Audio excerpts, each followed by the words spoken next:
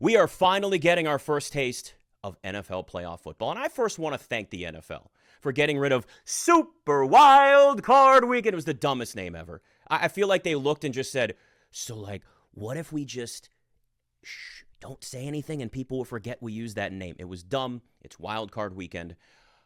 We're back to normal. And we're going to start with Derrick Henry. This may be chalky, but sometimes chalk is the right approach. I'm going an alternate number on his rushing yards. 125 or more rushing yards for Derrick Henry. Why at 125? Well, if you look over his last 3 games, he's averaging 143 rushing yards a game on 24 attempts. He's getting the carries. He's going to get the carries in this game. Why? Because what happened to the Ravens last year? They abandoned the run in the playoffs against the Chiefs, and it all went to hell at that point. They're not going to do that again, especially with Derrick Henry back there. He also had 162 on almost 7 carries, week 16 against the Steelers. Also keep in mind, too, the Ravens defense is going like this.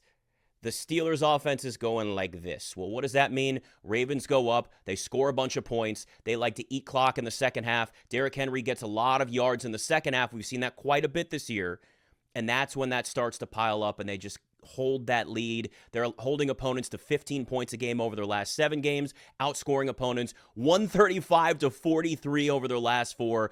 The Steelers offense it's been abysmal recently. And listen, I got all excited about Russell Wilson.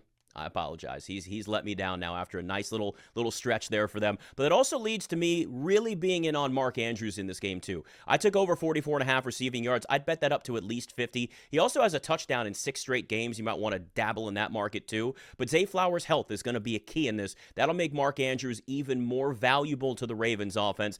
61 yards on 5 receptions per over the last 2. He's had some big chunk yardage plays, so there's an opportunity to really dig into that number quickly. And again, he's gone over the 50 receiving yards 3 of his last 5 games. So really, really good spot for him.